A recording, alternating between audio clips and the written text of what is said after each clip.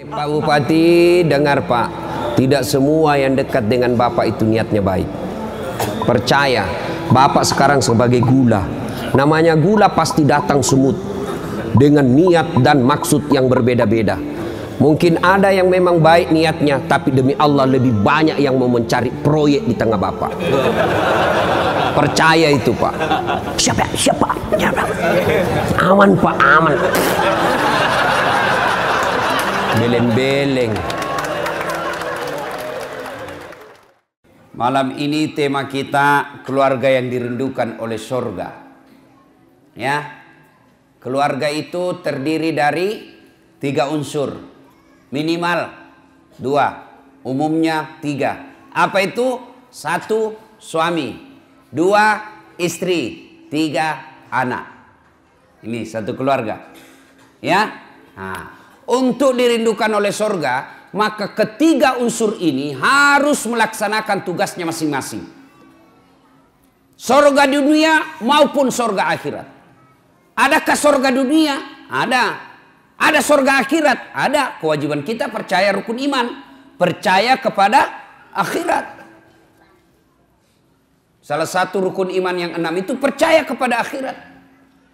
Kalau orang tidak percaya kepada akhirat, maka dia akan melakukan apa saja semau-maunya. Nah, mari kita lihat. Untuk membentuk keluarga yang harmoni, yang dirindukan oleh surga, pertama, hati-hati milih pasangan. Hati-hati milih istri. Waspada milih suami. Bagaimana cara memilih istri? Bagaimana pedoman agama memilih suami? Kata Nabi, nikahilah seorang perempuan kalau dia perempuan. Nikahilah seorang lelaki kalau dia lelaki. Untuk apa? 4 hal. Jadi kalau dia laki-laki, nikahi perempuan karena 4 pertimbangan. Kalau dia perempuan, terima laki-laki karena 4 hal. Apa itu? Pertama kata Nabi, nikahilah dia dengan melihat 1, kecantikannya. Penting milih perempuan cantik. Penting milih laki-laki gagah. Kenapa? Karena hampir 24 jam di depanmu. Baru pulang kantor, dia lagi. Mau tidur kita, dia lagi di depan kita. Mau sarapan, ada lagi dia. Berarti kalau jelek, pasti cepat ganti casing. Iya toh? Maka penting cari perempuan cantik. Tapi tidak boleh menjadi pilihan utama. Kenapa? Karena cantik itu ada batasnya. Cantik itu ada waktunya. 17 tahun sweet 17, kau tersenyum, semua orang terpesona di komplek ini. 17 tahun. Tapi balik itu angka 17. 71 tahun. Kau tersenyum, lari cucumu. Kenapa? Dikira mau digigit. Apalagi zaman sekarang, jangan percaya cantik. Kenapa? Cantik bisa ditipu-tipu. Putih betul fotonya, mulus. Ternyata kamera 360. Cantik, tapi tipu-tipu. Hitam aslinya, ketemu aslinya. Putih di fotonya, ketemu aslinya hitam. Mukanya putih betul, hitam, lehernya hitam. Jangan percaya, bisa ditipu. Coba lihat sekarang, usia 70 tahun bisa dikasih mudah, nampaknya seperti 50 tahun. Maka cantik penting, tapi tidak boleh menjadi pilihan utama. Kenapa? Karena cantik itu ada batasnya. Yang kedua kata Nabi, pilihlah dia menjadi istrimu karena keturunannya. Penting melihat keturunan, tapi tidak boleh menjadi prioritas utama. Kenapa? Karena ada orang, bapaknya Nabi, anaknya pengkhianat. Belajar dari kisahnya Nabi Nuh. Ada orang bapaknya penyembah berhala, anaknya menjadi Nabi. Lihat kisahnya Ibrahim alaihissalam. Maka tidak boleh menjadi pilihan utama. Kenapa? Karena sejarah mengajarkan, ada orang bapaknya pengkhianat, anaknya menjadi beriman. Ada pula bapaknya yang Nabi, justru anaknya berkhianat. Yang kedua, pilihlah dia menjadi pasanganmu karena kekayaannya. Penting mencari orang kaya, tapi tidak boleh menjadi prioritas. Kenapa? Kekayaan juga ada batasnya. Dia kaya bapaknya, tapi anaknya 13. Bagi warisan, habis. Menjadilah lelaki yang tidak menggantungkan harta dan kebutuhan rumah tangganya sama mertua. Ketika Anda terlalu menggantungkan kehidupan ekonomi dalam rumah tanggamu kepada mertua, maka kalian tidak akan independen, kalian tidak akan bebas, dan kalian akan selalu hidup di telunjuk jari mertuamu. Kau merdeka lah. Dan yang keempat kata Nabi, nikahilah dia karena apa? Karena agamanya. Lalu mahasiswa saya bertanya, Ustadz, kenapa agama nomor 4? Mestinya ke nomor 1. Betul, agama nomor 4, tapi dia tidak titik di situ. Dia koma, lalu ditegaskan oleh Nabi, utamakan agamanya, karena dengan agama kau dapat keempat-empatnya. Untuk mendapat, dialah keturunan baik-baik, dia cantik, dia orang kaya, kemudian bagus agamanya. Kumpul empat-empatnya ini, 1000 perempuan belum tentu ada 1. Ada yang cantik mukanya, akhlaknya kesurupan. Ada lagi anak orang kaya, mukanya lagi hancur. Ada lagi keturunan baik-baik, miskin lagi. Untuk mendapat sempurna 4 sangat sulit. Kalau ada di Bengkalis ini, di komplek Duri ini, kalau ada ibu, tolong tunjukkan saya juga masih mau. Jatah kita kan 4 giga bos. Sayang kita dikasih 4 giga, kok cuma pakai 1 kuota weh. Sayang pak, mubasir 3 giga. Iya kan, 1 giga kabur gambar. Hilang-hilang sinyal.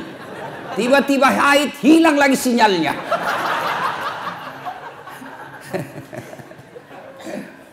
Nah itu dulu ya, agamanya baik-baik. Utamakan agama. Adik-adik cewek, kalian kalau sudah ada yang melamar, kau lihat dia rajin berjamaah, tutur katanya sopan, ya sudahlah, meskipun dia kerjanya belum jelas, tapi kalau sholatnya sudah jelas, kau terima itu. Jangan kau terlalu sombong. Mentang-mentang kau sudah kerja, mentang-mentang kau sudah baik pendapatanmu, ada yang datang melamarmu penghafal Quran, apa kau bilang? Berani betul lamar saya. Apa modalmu? Ya modalnya hafalan Quran. Orang yang hafal Quran itu Quran berjalan. Kau tolak, Allah tutup pintu jodohmu, akhirnya kau jadi gasturi.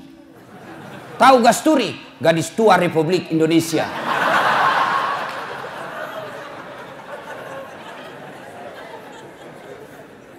Bapak-bapak, nih bapak-bapak yang punya anak gadis.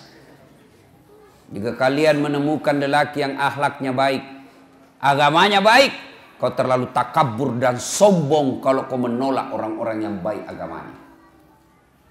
Rezeki Allah yang ngatur. Jangan kau jadikan bahwa orang nanti bahagia dalam rumah tangga kalau banyak duitnya.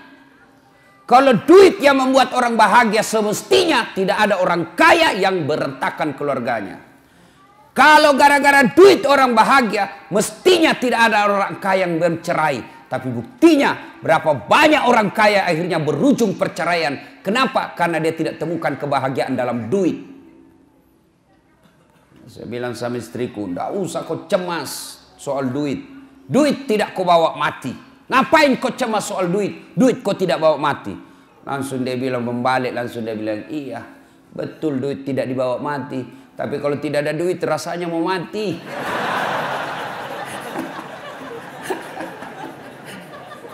Salatullah salamullah ala toha Rasulillah. Salatullah salamullah ala yasin.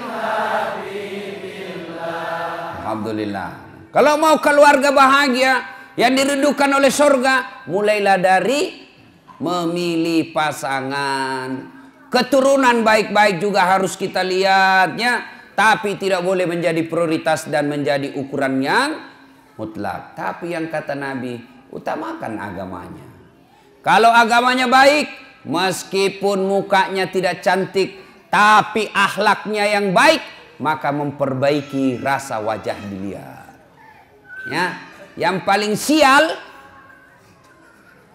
jelek, keturunan pencopet, akhlaknya hancur, miskin, tidak tahu pula ngaji. Nauzubillah min zalik. Mudah-mudahan tidak ada seperti itu jodoh kita. Pak, ya, kalau ada yang senang anak gadisnya, Pak, tanya agamanya baik atau tidak. Gimana cara melihatnya? Gampang. Gimana caranya? Ada anak kita yang senang, panggillah dia jam 5. Nah, kau datanglah jam 5 sore ya. Ya Om, datanglah di jam 5. Cerita, masuk maghrib, suruhlah azan. Kau azan nak, sudah masuk maghrib, mulai pucat itu.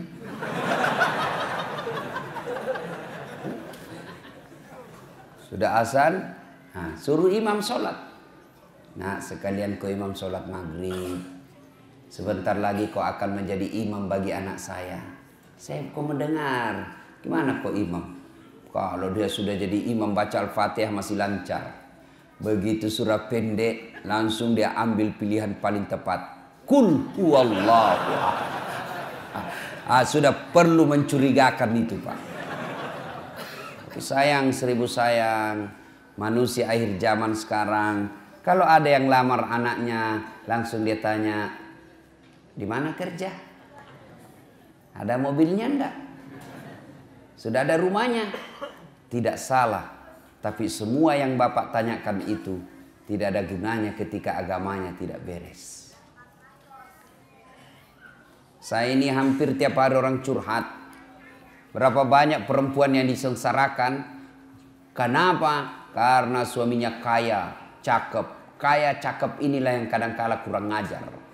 Kenapa? Karena dia pikir saya kaya, banyak duit, siapapun saya mau, pasti dia mau sama saya. Karena dia anggap gampang. Maka, bapak-bapak yang punya istri, yang punya suami, lalu punya anak, ada yang lamar anakmu, maka lihat agamanya. Agamanya dulu. Semoga dengan pertimbangan agama, ketika usia senja, anak-anakmu nanti insya Allah mengurusmu ketika kalian sudah tua. Tapi kalau agamanya tidak baik, meskipun penghasilnya banyak, rumahnya banyak, mobilnya mewah, kau datang ke rumahnya, dia lebih sayang sama potnya daripada kalian mertuanya. Pecah potnya marah, apa itu bapakmu? Sudah pensiun bikin jengkel saja kerjanya. Apa enaknya sudah gitu, Pak? Lebih hormat sama karpetnya yang harga puluhan juta, hanya karena kalian di situ tiba-tiba jatuh gigi palsumu. Marahlah dia. Nah, itu kalau dia terlalu kaya tapi tidak baik agamanya, lebih dihargai harta yang ada di rumahnya daripada kehadiran mertua dan orang tuanya. Tapi agamanya. Ya.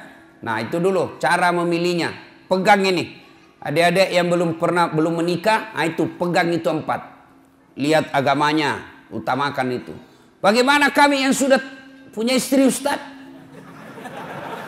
Bapak boleh evaluasi ulang. Ya. Kalau berani. Ibu-ibu mau masuk surga, Ibu? Mau, Ibu?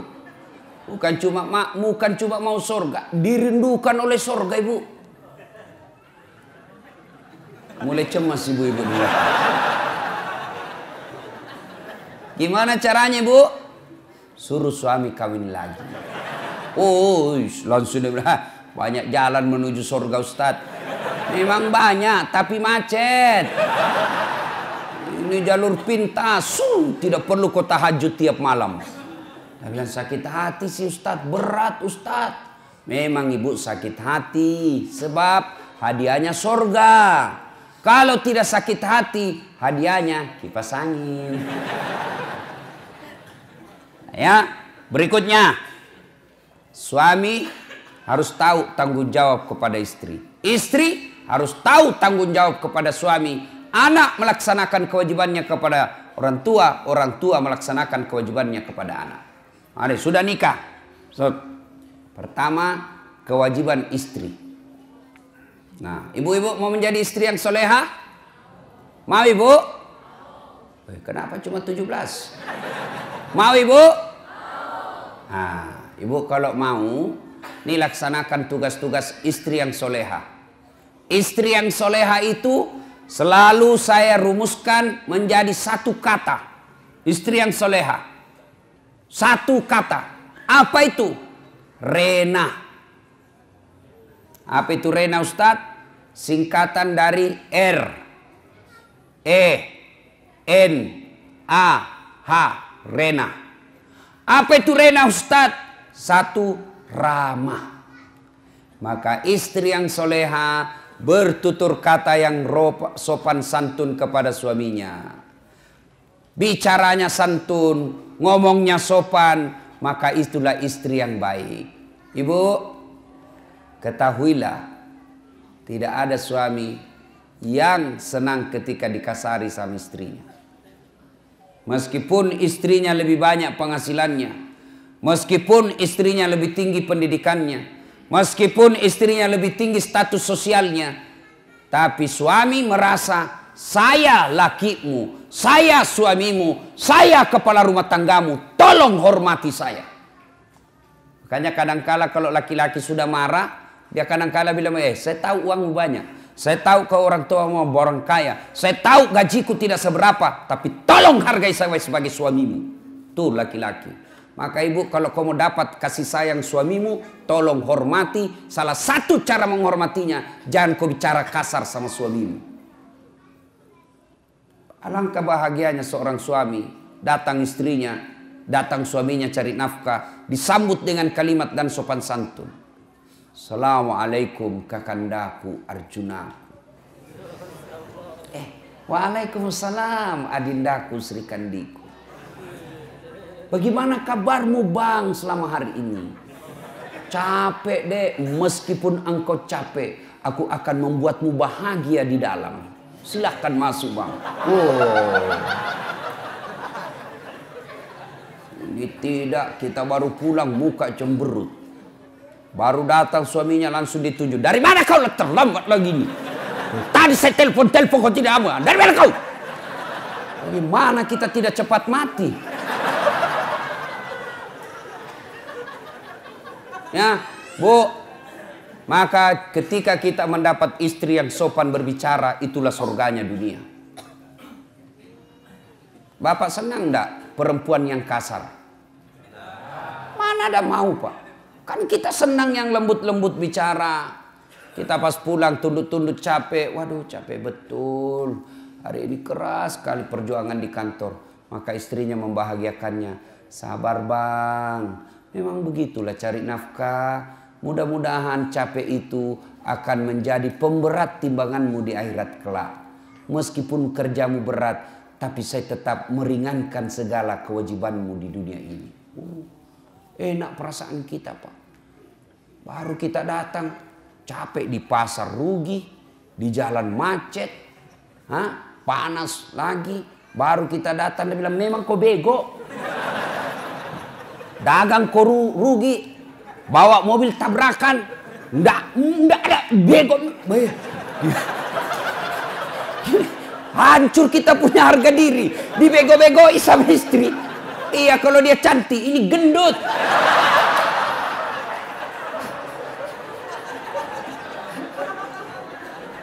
Ya, R, ramah. Yang kedua, RE, apa itu? Elok. Istri yang soleha, maka dia berpenampilan cantik dan menarik di depan suaminya. Ayo, bayangkanlah istrimu masing-masing.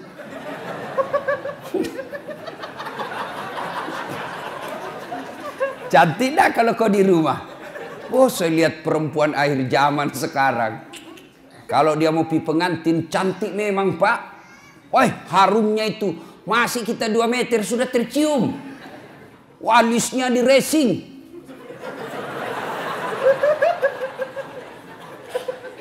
Gitu tuh.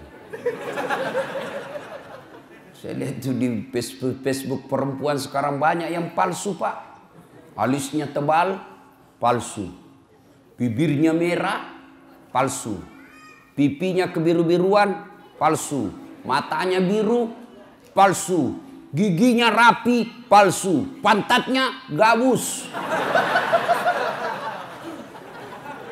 Cantik memang kalau mau nepi pengantin, Masya Allah, cantik betul.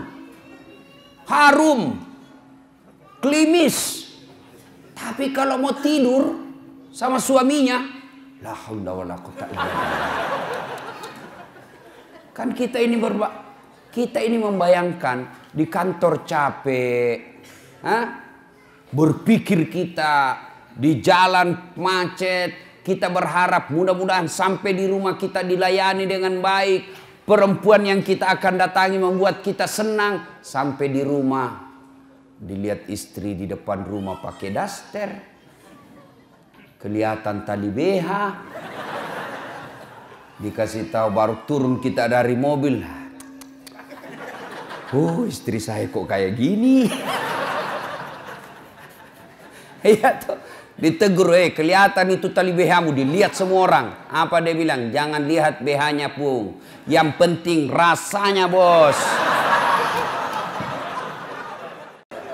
Ya, halo Bu. Bu. Ibu. Woi. Mau ndak dirindukan surga? Maka ketika kau tidur berpakaianlah yang cantik.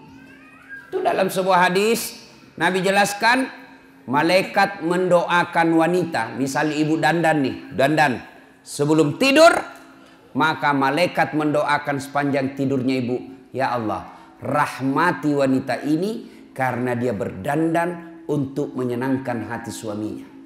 Itu didoakan sepanjang malam. Ayo ibu terpraktek sebentar. Mau tidur kau seksi sebentar. Kalau perlu pakai baju renang.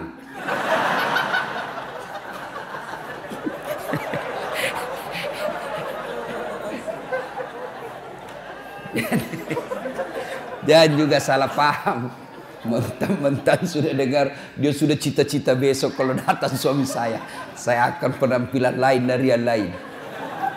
Dia pakai pantopel, pakai rok mini-mini, baju sempit, dia kuncir 3 rambutnya. Satu mau datang suaminya, astagfirullah, kesurupan istri.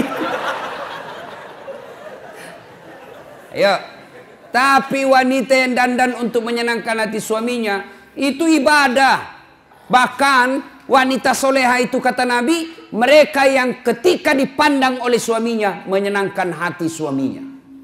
Tapi sayang perempuan kita sekarang, Pak, terbalik. Dia mau tidur seadanya. Begitu dia mau keluar rumah mau menyenangkan hati suaminya orang.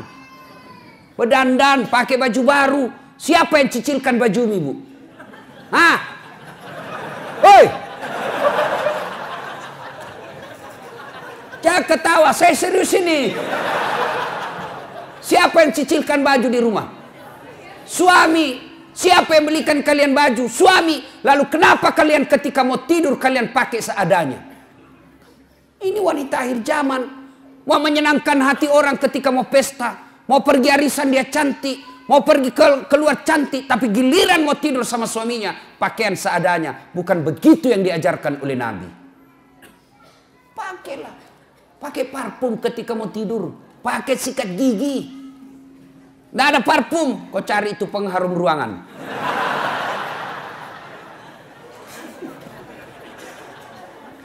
R-E-N. Apa itu N? Nikmat. Istri yang soleha pandai memasak merasakan kesenangan suami. Sayang 1000 sayang, wanita zaman sekarang mereka tidak mau belajar masak. Mereka tidak mau belajar masak. Perempuan-perempuan dulu ketika mau menikah dipanggil sama calon mertuanya. Nak, sini kau nak. Itu calon suamimu, anak saya, dia paling senang sayur kangkung. Besok dia marah, nih begini caranya. Ini yang kau bikinkan. Ini maksakan kesenangan anak saya. Dan itu memang ibu-ibu dulu, itu dia tahu semua masakan kesenangan anaknya. Ibu saya itu di kampung, dia bisa bedakan itu. Oh, kalau anak saya yang pertama itu ini dia senang. Itu anak saya yang ini dia senang ini. Dia tahu semua masakan kesenangan. Maka istri yang baik, maka dia tahu masakan kesenangan suaminya. Tidak bisa tiap hari, ya sudahlah sekali sebulan. Ketika kau sudah terima honornya suamimu, kau masaklah yang dia senang suamimu. Telepon suamimu, bang, jangan makan di luar. Saya masak spesial hari ini buat abangku sayang. Itu kan enak. Kita mau pulang tiba-tiba masuk WhatsApp. Bang, jangan makan di luar ya bang. Hari ini saya masak spesial buat abangku. Sebut aja mau makan apa hari ini. Tenangkan perasaan. Dan itu laki-laki bu. Kalau kau SMS begitu. Dia kasih lihat sama temannya di kantor. Hei, lihat istriku. Istri yang soleha. Iya kan Pak? Tapi apa Bapak pernah di WhatsApp seperti itu? Paling WhatsAppnya, jangan lupa singgah telur bang. Masih baik kalau telur, ini pembalut disuruh kita beli Pak. Apa ketawa membayangkan diri sendiri? Bu, sekarang tapi sayang wanita sekarang. Mereka lebih senang baca-baca kosmetik ya daripada resep membahagiakan suami. Dan kita juga Pak, kalau istri di rumah masak, hargai masakan suami, istri. Itu istri paling emosi kalau dia sudah masak serius lalu bapak tidak kasih pujian. Membahagiakan istri itu memuji masakannya. Bahkan dari semua jenis bohong, satu bohong yang boleh bahkan berpahala ketika bapak bohong. Apa? Bohongnya seorang suami untuk membahagiakan istrinya. Boleh. Contoh, tiba-tiba istri kita hijrah, bertobat, lalu dia baca ceramah, nonton ceramah Ustadz Das'ad. Salah satu kewajiban istri memasak masakan kesenangan suami. Kalau dia pergilah memasak. Dia naik Gojek lah pergi pasar. Ya 1 jam dia keliling. Dia keliling itu pasar untuk mencari yang paling murah. Perempuan kan begitu Pak. Hobinya nawar. Beda 5.000 dia keliling pasar itu. Sudah sampailah di rumahnya. Panaslah dia masak. Dia sambil baca buku resep. Dia belajar. Begitu datang suaminya senanglah dia. Wah masakan spesial ini. Begitu dicoba suaminya. Langsung dilihat istri. Kenapa bang? Enak betul. Barusan saya dapat masakan seperti ini. Nyaman. Bapak boleh bohong seperti itu. Bahkan bapak akan menghancurkan perasaannya istri. Ketika bapak terlalu jujur waktu itu. Goblok. Beleng-beleng lu. Hancur perasaannya perempuan. Coba kalau bapak terlalu jujur waktu itu. Bagaimana hancurnya perasaan istri. Maka ibu-ibu belajarlah memasak. Ya. Sekarang ibu-ibu malas masak Pak. Dia lebih senang go food. Tidak tahu kalau di sini apa ada itu ya makanan dibeli semua. Itu kalau kota-kota besar Pak semua dibeli. Sambal terasi pun yang sudah diulek-ulek dibeli Pak. 10.000. Semua dia beli. Lalu ibu bertanya, Ustadz, dosa enggak? Saya bilang selama suamimu ridha, tidak keberatan, tidak berdosa. Tapi ingat, tidak ada pahala yang bisa kau kumpul untuk masuk surga. Tidakkah ke pasar berkeringat itu pahala? Tidakkah mengulek-ulek itu kalian capek pahala? Tidakkah Anda ibu memasak itu pahala? Ketika proses itu tidak kita alami, proses membeli ke pasar, proses mengupas, proses memasak, proses menggoreng, tidak ada semua proses itu, maka tidak ada pahala yang kalian dapat. Dan ketika pahala Anda tidak ada, maka apa harapanmu masuk ke dalam surga? Apakah orang masuk surga karena tidak punya dosa? Ibu-ibu, apakah orang masuk surga karena tidak punya dosa? Kalau orang masuk surga tidak punya dosa, maka tidak ada isinya surga kecuali Muhammad sallallahu alaihi wasallam. Hanya satu manusia yang tidak punya dosa, dialah baginda kita Muhammad sallallahu alaihi wasallam. Kalau kita ini muka-muka penuh dosa semua ini, Pak. Lalu kenapa orang bisa masuk surga? Ketika ditimbang pahalamu dengan keburukanmu, timbang punya timbang, ternyata lebih banyak pahala kebaikanmu daripada dosamu, akhirnya kau masuk surga. Itu sebabnya. Maka ibu-ibu, memasak adalah pahala. Maka mulai besok masaklah. Apa hebatnya kalau ibu memasak? Apa hebatnya kalau ibu-ibu memasak di rumah? Satu, jelas halalnya. Ibu masak jelas halalnya. Masakan di luar belum tentu halal. Ayam potong, hati-hati. Banyak ayam potong yang mungkin bangkai. Banyak ayam potong yang mungkin tidak halal. Kenapa? Karena yang memotong bukan orang Islam. Banyak ayam potong barangkali haram. Kenapa? Karena dipotong bukan atas nama Allah. Pernahlah saya melihat orang ayam potong, Pak. Dia potong ayam, enggak dia baca basmalah. Kan itu kalau orang potong ayam 1 ekor, 1 basmalah. Bismillahirrahmanirrahim. Ambil lagi, bismillahirrahmanirrahim. Ini penjual ayam potong, dia potong ayam 30, Pak. Dia cuma bilang bismillahirrahmanirrahim kali 30. Enggak boleh, bos. 1 ekor 1 bismillah. Hai Bapak, saudara-saudara sekalian. RENA. Sekarang A. Apa itu A? Anggun. Istri yang soleha, cerdas. Ibu-ibu belajar. Kalau ibu tidak belajar, siapa yang didik anak? Ibu bahkan repot ketika ibu tidak punya pendidikan agama. Bagaimana cara mentransfer ilmu agama ke anak kalau tidak ada yang kita transfer? Ada ibu ditanya sama anaknya, "Mak, kenapa tahun lahirnya Nabi disebut tahun gajah?" Apa dia bilang mamanya? "Karena bukan tahun kambing, Nak."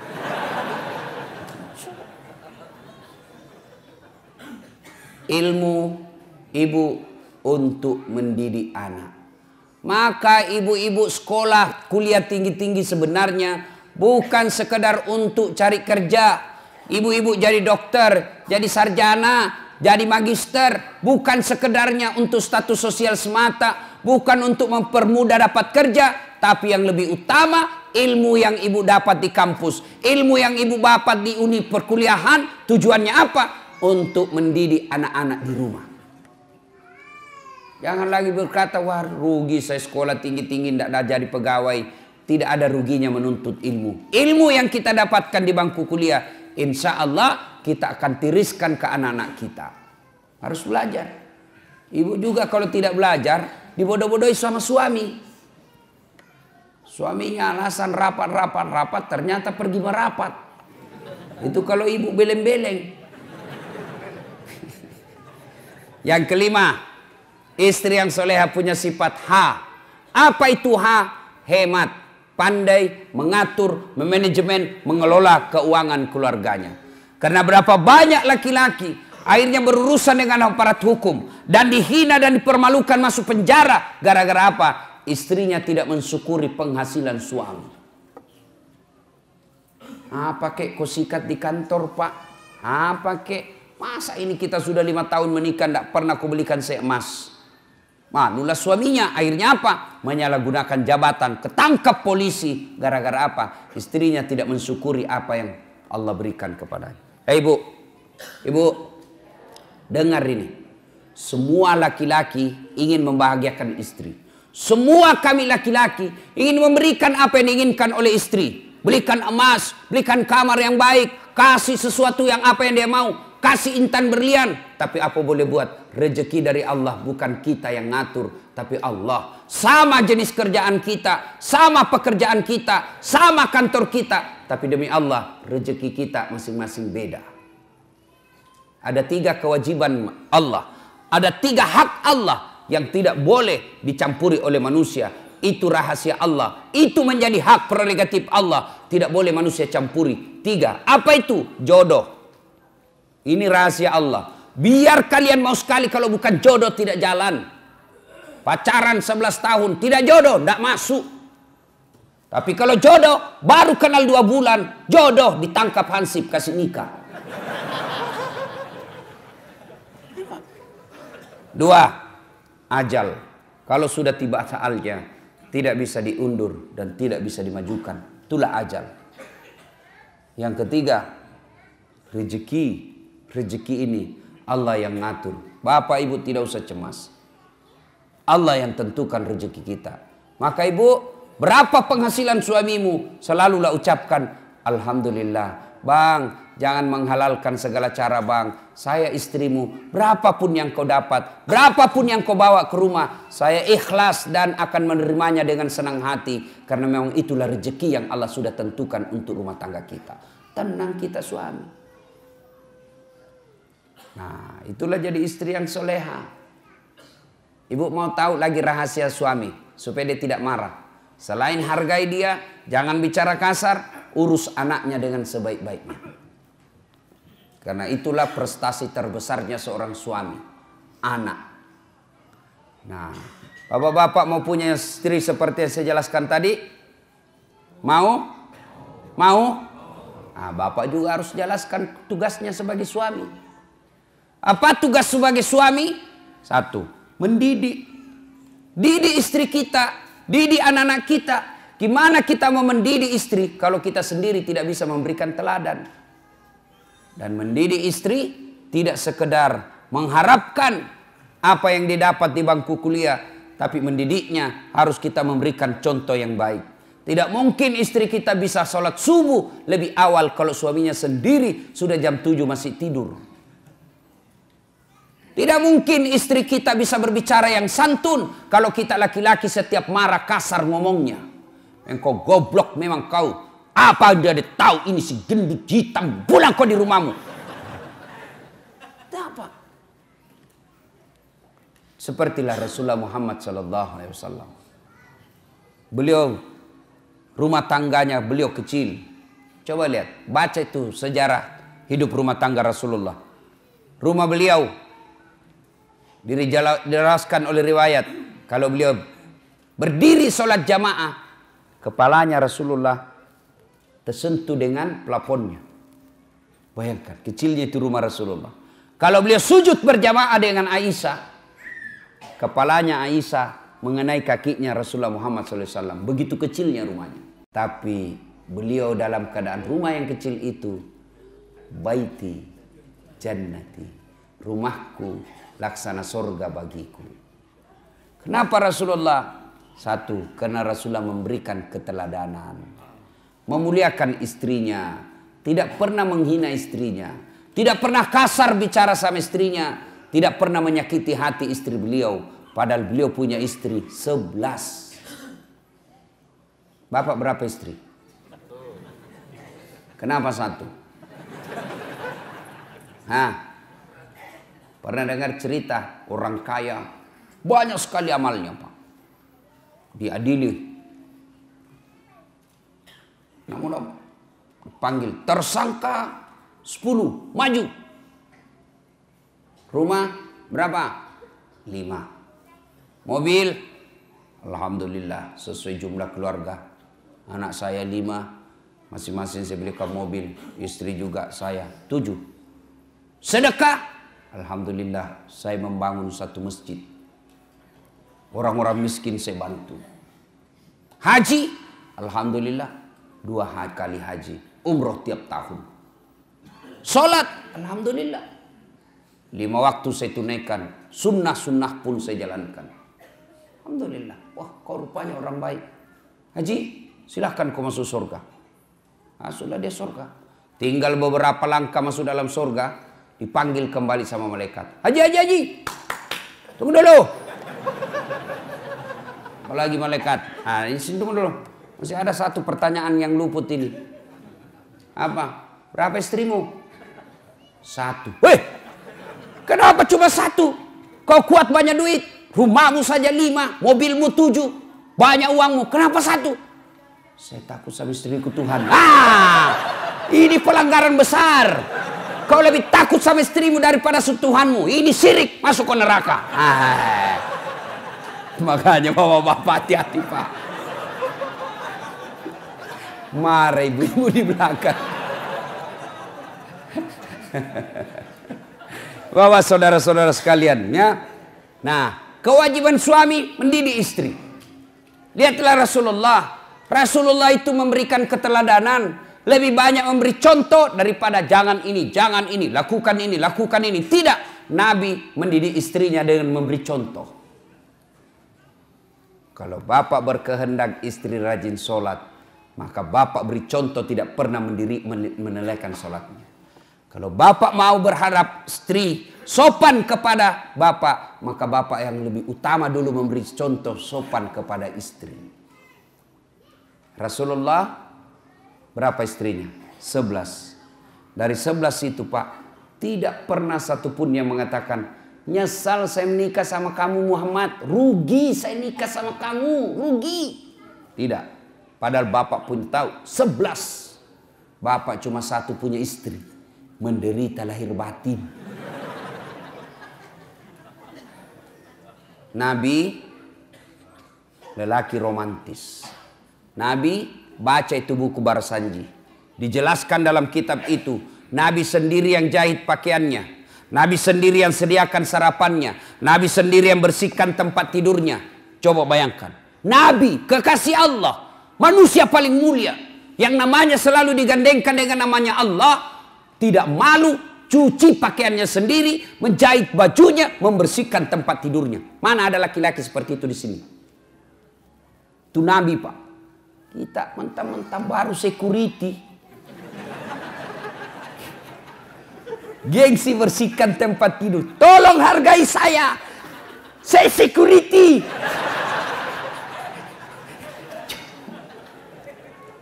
Itulah Rasulullah. Tidak malu bersihkan tempat tidurnya. Coba. Mulai besok Pak. Memperbaiki diri rumah tangga kita. Berikan contoh yang teladan yang baik. Jangan pernah kasar bicara sama istri. Nabi romantis. Begitu romantisnya Nabi. Masya Allah. Minum. Beliau kalau minum. Setiap minum begini. Coba saya kasih contoh ya. Oh ini ada yang sudah terbuka.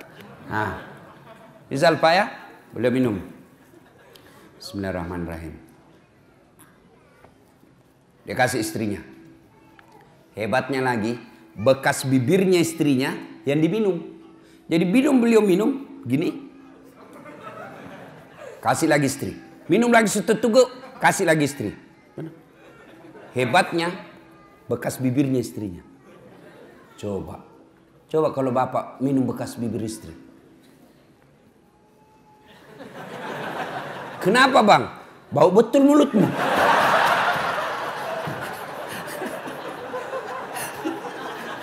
Salatullah, salamullah. Ala toha Rasulillah Salatullah salamullah ala yasin Habibillah. Alhamdulillah. Berikutnya, sudah punya suami, punya istri, hamil, melahirkan anak. Kewajiban bersama antara orang tua kepada anaknya. Apa kewajibannya? 1. Lahir anakmu, kasih nama yang baik. Nama yang baik nama artis? Bukan. Nama yang baik nama selebriti? Bukan. Nama yang baik, nama yang ada doa dan harapan kebaikan di dalamnya. Kasihlah nama-nama sahabat Nabi. Nah, saya kasih kau nama Khalid. Ini Khalid, salah satu sahabat Nabi yang menjadi panglima perangnya Umar bin Khattab, dibawa kepemimpinan komandonya Khalid bin Walid. Tidak pernah satu kali pun perang yang dia pimpin kalah. Inilah Khalid, saya mau kau nanti menjadi besar panglima orang Islam yang membela agamamu. Nih, saya mau kau seperti Khalid. Nah. Lahir anaknya perempuan besar. Nah, saya kasih kau nama Sumayyah. Siapa Sumayyah Pak? Nih Sumayyah, wanita, budak, pembantu zaman dulu. Tapi akidahnya kuat, tidak pernah mau menghina Islam, tidak pernah mau menyerah membela Islam sampai dibunuh oleh majikannya hanya karena dia tidak mau mengatakan Muhammad pembohong. Dipaksa mengatakan Muhammad pembohong, dia ludahi Abu Jahal mukanya. Pak, Abu Jahal, mukamu lebih hina daripada kotoran onta. Marah Abu Jahal, dia tikam Sumayyah, meninggal. Manusia pertama mati syahid bukan laki-laki, Sumayyah. Saya mau seperti kau bela agamamu. Sumayyah. Jangan kasih nama artis. Apa artis? Iya kalau baik akhlaknya. Coba lihat artis-artis kita sebagian. Ramadan dia pakai kudung. Ramadan dia nangis-nangis, Pak. Selesai lebaran telanjang lagi pakaiannya. Mau anak-anak kita menjadi orang munafik seperti itu? Saya mau kasih kau nama siapa, nak? Lionel Messi. Supaya kau jago main bola. Apa jago main bola sampai sekarang saja PSSI selalu ribut? Kasih nama-nama baik-baik, Pak. Jangan lagi berkata apa arti sebuah nama. Bayangkan seandainya tidak ada nama semua di sini, Pak. Terutama kalau pilih caleg. Gimana memilih caleg kalau tidak ada namanya? Pilih saya, siapa? Anu. Pilih saya, siapa? Anu. Ini repot, Pak. Nama adalah simbol dalam ilmu komunikasi. Begitu Bapak dengar nama Dasat Latif, pasti apa yang ada di benak Bapak? Oh, Ustaz beleng-beleng. Ya kan? Itu simbol. Simbol. Nama dalam Islam, nama adalah doa, nama adalah identitas. Coba. Saya kasih kau nama, nak. Mutmainnah. Apa artinya mutmainnah? Jiwa yang tenang.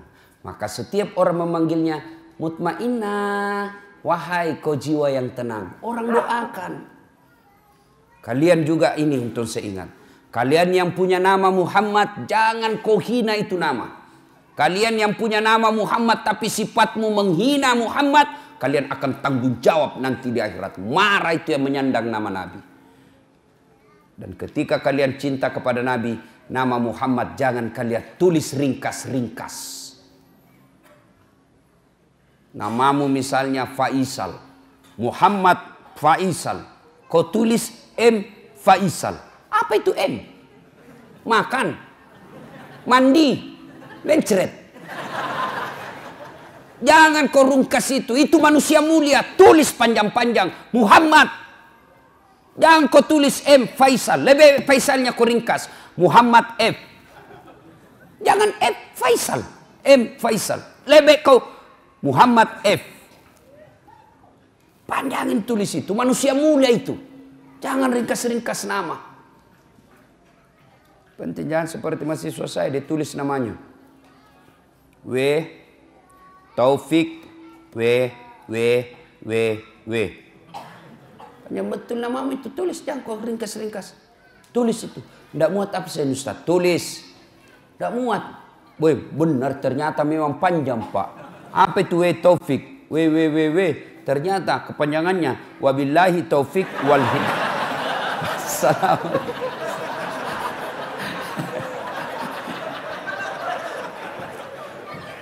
Dua, nama adalah identitas. Satu, nama adalah doa. Yang kedua, nama adalah identitas. Ciri. Coba Pak. Kalau Bapak sebut nama, minimal saya bisa 2 tahu. Coba Bapak sebut nama. Misal. Bertus Ginting. Biasanya non muslim ini Pak. Iya toh? Iya. Dari nama saya bisa tahu. Muhammad Iqbal. Pasti Islam. Bertus Ginting, non muslim. Yang kedua, suku. Dari nama saya tahu sukunya ini siapa. Siapa namamu? Ambot Dalle. Bugis. Ini tidak mungkin Ambot Dalle Jawa, tidak mungkin. Tidak mungkin. Paling kalau Jawa Margono, Jokowi. Jawa itu. Susilo Bambang Yudhoyono. Jawa Pak. Kalau Ambot Dalle Bugis. Tidak mungkin. Siapa namamu? Ambut Doli. Suku Klaten. Tidak mungkin, Pak. Ya, nah, kasih nama yang baik. Lahir anak, kasih nama yang baik. Yang kedua, kewajiban orang tua mendidiknya. Didik anak. Bagaimana cara mendidik anak? Silakan baca buku-buku riset. Tapi bapak keliru dan sesat ketika bapak mendidik anak meninggalkan Al-Quran. Allah mengabadikan satu surah untuk kita orang Islam, metode dan tata cara yang tepat dalam mendidik anak. Surah apa, Ustaz? Ada yang tahu? Ada yang tahu? Coba saya kasih hadiah.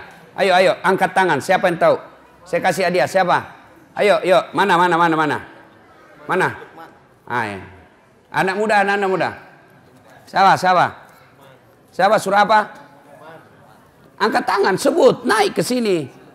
Nah, Bapak, Pak. Surah ayat. Karena Bapak lupa ayatnya cuma 50, Bapak hadiah. Hadiah. Siapa yang tahu surah apa? Ya kan sudah ditahu, surah Luqman. Ayat berapa? Ayo Bapak. Ayat 12 sampai? Pokoknya ayat 12 sampai dan seterusnya. Ini hadiahnya Pak. Coba Pak. Lain-lain itu rasanya uang Ustadz Pak. Ya. Tapi ada anak muda yang bisa? Ya, ada. Surah berapa? Luqman ayat 12 sampai? Kau bukalah. Supaya Bapak berhenti penasaran, buka nanti. Mulai dari surah Luqman ayat 12 dan seterusnya. Bagaimana Al-Quran mendidik anak? Di situ, ya bunayya la tusrik billah. Wahai anakku, jangan kau menserikatkan Allah. Itu dulu ajarkan anak-anak kita. Bagaimana cara mendidik anak yang masih kecil, usia 2 tahun, 3 tahun. Bagaimana cara mendidik anak? Biasanya anak-anak kita senang dengan lagu, maka perkenalkan agama tauhid dengan lagu-lagu. Dengan lagu apa? Lagunya Umi Rama. Katakan Tuhan itu satu. Itu lagunya Umi Rama. Kasih lagu-lagu yang Islami. Topi saya bundar, bundar topi saya. Kalau tidak bundar, bukan topi saya. Ya pastilah karena kepala kita bundar. Gantilah itu lagu. Tuhan saya Allah, Allah Tuhan saya. Kalau bukan Allah, bukan Tuhan saya. Itu akidah. Banyak Tuhan. Ada Tuhan Siddhartha Gautama, ada Tuhan Sang Buddha, ada Tuhan Yesus Kristus. Tapi kita orang Islam, Tuhan kita Allah. Tuhan yang saya sebut tadi bukan Tuhan orang Islam. Tuhan kita Allah. Siapa itu Allah? Pencipta alam semesta. Jelas. Ibu-ibu dulu kan bagus-bagus lagunya mendidik anak. Masuk bulan Maulid seperti ini, dia lagu-lagu Maulid. Pada zaman dahulu kala, pada zaman jahiliyah, lahirlah seorang Rasul yang terakhir dan mulia. Anaknya bertanya, siapa ya mak? Nabi terakhir mak. Dan lanjut laginya, Nabi Muhammad namanya. Terus siapa nama ibunya mak? Siti Aminah ibunya. Bapaknya siapa mak? Abdullah nama ayahnya. Di mana tinggal? Di Dumai atau Bangkalis? Madinah tempat tinggalnya. Oh gitu ya mak. Terus gimana lagi dong mak? Setelah dewasa diangkat menjadi rasul. Siapa yang angkat mak? Vice President atau security? Oleh Allah yang kuasa. Allah itu siapa mak? Pencipta alam semesta. Itu dulu tuh ibu-ibu dulu. Masuk lagi bulan Rajab, bulan Isra Mi'raj, lagu lagi. 27 Rajab Nabi Muhammad diisrakan dari Masjidil Haram ke Masjidil Aqsa. Tuh ibu-ibu lagu dulu. Begitu suaminya sakit-sakit dan tua-tua, dibelai-belai rambutnya sambil menyanyi lagi. Bila Israel.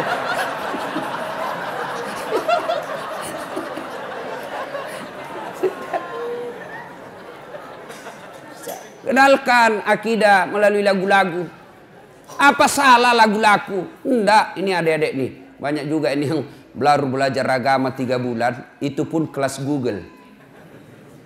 Lagu haram, sesat. Kenapa sesat, Dek? Tidak ada pasal Nabi. Siapa bilang? Nabi ketika hijrah dari Makkah ke Madinah, sampai di Madinah kan disambut dengan lagu. Tala'al badru alaina min saniyatil wada. Itu kan lagu. Jadi lagu itu tergantung redaksinya. Kalau lagu maksiat ya haram. Kalau lagu-lagu dakwah ya boleh dong. Saya zaman kecil kan lagu-lagunya Umi Rahma saya hafal-hafal Pak. Ebit GAD. Mungkin Tuhan mulai bosan melihat tingkah kita yang selalu salah dan bangga dengan dosa-dosa. Bangga dengan dosa-dosa. Coba. Itu lagu-lagu dulu. Dari pintu ke pintu. Pengamen. Lagu-lagu dulu Pak. Lagunya Umi Rahma kita hafal-hafal Pak. Mengapa minuman itu haram? Karena merusak kepikiran. Itu lagu-lagu dulu Pak. Sekarang lagunya anak-anak. Pulang-pulangku berbadan 2. Ya, Bapak saudara-saudara sekalian. Nah, mendidik anak kita, didiklah dengan akidah, sampaikan pendidikan akidah, mendidiknya. Nah, yang ketiga, memberi makan. Tugas suami lebih fokus kepada mencari nafkah. Tugas istri lebih utama kepada mendidik. Kenapa? Karena istri lebih banyak tinggal di rumah ketimbang suami. Suami lebih banyak di luar, istri lebih banyak di dalam. Apa tidak boleh istri cari nafkah? Boleh, tapi tujuan utamamu, tugas utamamu adalah mendidik anak. Tugas utama laki-laki cari nafkah. Karena cari nafkah lebih banyak di luar, maka tanggung jawab lebih utama mendidik anak kepada istri. Maka prestasi istri bukan menjadi ketua partai. Prestasi istri bukan sekadar menjadi ketua DPR, tapi prestasi istri yang terbesar dan sangat mulia adalah ketika anaknya dilahirkan menjadi anak-anak yang soleh dan soleha. Kenapa negara kita hancur seperti ini? Pilih lagi pejabat bikin gaduh. Kenapa? Salah satu sebabnya karena orang tua gagal mendidik anaknya. Coba kalau orang tua semua berhasil mendidik anaknya, maka dia akan mendapat anak-anak yang soleh dan soleha, anak yang taat beragama, akhirnya jadi pejabat yang taat beragama. Ibu bapak saudara-saudara sekalian yang saya hormati. Memiliki keluarga yang dirindukan oleh surga, tentu harus berpedoman kepada Al-Quran. Maka tidak boleh menyandarkan rumah tangga semata-mata karena dunia semata. Karena dunia ini wa mal hayatud dunya illa mataul hurur. Dunia ini hanya tipu daya semata. Dunia ini tempat transit. Tujuan kita yang terakhir akan adalah sampai di akhirat. Maka Nabi mengajarkan, kejarlah duniamu seolah-olah kau akan hidup selama-lamanya. Tapi jangan lupa kejar akhiratmu seolah-olah kau akan mati besok. Maka berimbang. Dunia tempat untuk mengejar akhirat. Akhirat adalah tujuan akhir kita. Jangan sampai terminal kita yang namanya dunia ini, tempat transit kita yang namanya dunia ini, kita menghalalkan segala cara, lalu kita melupakan tujuan akhir kita, yaitu akhirat. Maka keraknya neraka ditempati orang munafik. Innal munafikina fid-darkil asfali minan nar. Sesungguhnya tempat orang munafik itu ada di keraknya neraka. Siapa orang munafik? Ada 3 karakternya orang munafik. Dipercaya dia khianat, berbicara dia bohong, kemudian berjanji dia dusta. Nah, kita lihatlah ini. Waktu kampanye banyak janjinya. Pilih saya, pilih saya. Kalau kau pilih saya, telepon saya 24 jam. Begitu dipilih dia ganti nomor HP-nya. Kau akan menjadi bahan bakar api neraka. Karena ada orang begitu, Pak. Kasihan. Dia pikir dunia ini adalah tujuan akhirnya. Jadi pejabat-pejabat pengkhianat. Jadi pejabat-pejabat yang korup. Maka nanti di akhirat kalian akan setengah mati menghadapi azab. Kalau Bapak berdosa sama saya, Pak, satu aja Bapak tempati bertobat. Datang saya maafkan, selesai persoalan. Tapi kalau Bapak menjadi pejabat, maka bukan cuma saya yang Bapak datangi semua pembayar pajak yang ada di Indonesia. Biasa saya lihat kalau ada pejabat korup, janji bohong, ketawa-ketawa, nyengir-nyengir, saya bilang, tunggu sakaratil mautmu. Tunggu, kau mau kemana? Kau pasti ketemu sakaratil maut. Dan ketika tiba saatnya, kalau dosa kepada Allah, Pak, gampang tobatnya. Saya kalau lihat pejabat yang nakal, bajingan, mengkhianat, saya bilang, kok bikinlah yang kau bikin. Kan Jibril kan pernah bernasihat sama Nabi. Muhammad, lakukan apa yang kau mau lakukan. Tapi ingat, pasti kau mati. Mau kemana? Nggak, saya lihat itu pejabat, bikin saja. Kau kemana? Pasti kau mati. Itu aja harapan kita, Pak. Didoakan dia cepat mati. Tidak usah kita ribut-ribut. Kau mau kemana, Pak? Bapak dosa sama saya. Dosa kepada Allah gampang. Andai saja boleh kau memilih dosa. Dosa kepada Allah dengan dosa kepada tetanggamu. Dosa kepada rakyatmu. Lebih kau dosa kepada Allah. Kenapa? Dosa kepada Allah gampang tobatnya. Dosa kepada manusia susah tobatnya. Dosa kepada Allah, menyesal, mengakui, tidak ulang, ganti dengan kebaikan, selesai urusannya. Tapi kalau sama manusia, Bapak harus datang minta maaf sama yang Bapak pernah sakiti. Jadi bupati-bupati pengkhianat, seandainya dilihat itu, Pak, tanggung jawabnya sebagai pemimpin, tidak ada orang mau ikut pilkada, Pak. Susahnya jadi pemimpin, Pak. Di satu kabupaten ada yang menjual khamar dan orang pejabat tahu, maka semua dosa-dosa di situ dia tanggung itu pejabat. Kalau dosa kepada Allah gampang. Tapi kalau dosa kepada manusia, Bapak harus datang kepada seluruh rakyat minta maaf. Bukan cuma itu, kalau berkaitan dengan uang negara yang kau salah gunakan, kembalikan itu uang. Selama uang hasil jarahan itu kau ambil, selama itu tobatmu tidak diterima Allah. Dan pada saatnya nanti tiba, kita diadili, disuruh pikul itu mereka yang pernah mencuri uang negara. Misalnya pernah korupsi 2 miliar, disuruh pikul itu, Pak, 2 miliar. Kita lewat, ternyata rumahnya mewah hasil rampok. 2 miliar, dia bilang anak mahasiswaku, sedikit itu 2 miliar Ustaz, dikantongi aja kalau dolar Singapura. Saya aku bayangkan dolar Singapura, memang aku bisa kantongi 2 miliar dolar Singapura, tapi uang koin. Tapi situ uang koin 2 miliar, berapa karung kau pikul cilaka. Nah, Ibu Bapak, saudara-saudara sekalian, semoga Allah Subhanahu wa taala menjadikan kita penghuni surga. Surga di dunia dan insya Allah surga di akhirat. Inilah tausiah kita, mudah-mudahan ada manfaat. Terima kasih kepada panitia yang telah berupaya mendatangkan saya berkomunikasi secara kontinu dan tidak henti-hentinya agar saya bisa datang ke tempat ini sehingga saya bisa bertemu dengan Bapak Ibu sekalian. Alhamdulillah senang bisa berjumpa dengan bapak-bapak.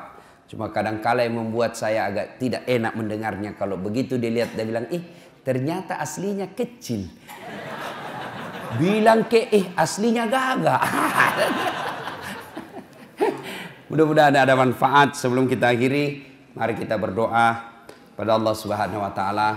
Mohon izin mengirimkan suratul Fatihah kepada Rasulullah Muhammad sallallahu alaihi wasallam, khasiat dan keutamannya. Mohon keikhlasan untuk almarhum bapak saya.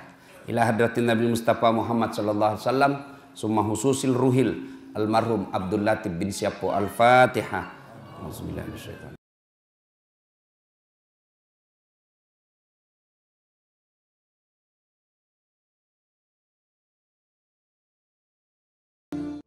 yang bisa menolong Bapak ketika Bapak sudah di dalam kubur bukan pangkat jabatan. Yang bisa menolong Bapak ketika sudah di dalam kubur adalah bukan harta kekayaan, tapi apa? Anak yang soleh dan soleha. Maka salah satu cara agar anak kita menjadi soleh dan soleha, pelihara dirinya dari makanan dan minuman yang haram. Alhamdulillah, bapak subuh ajak anaknya ke masjid.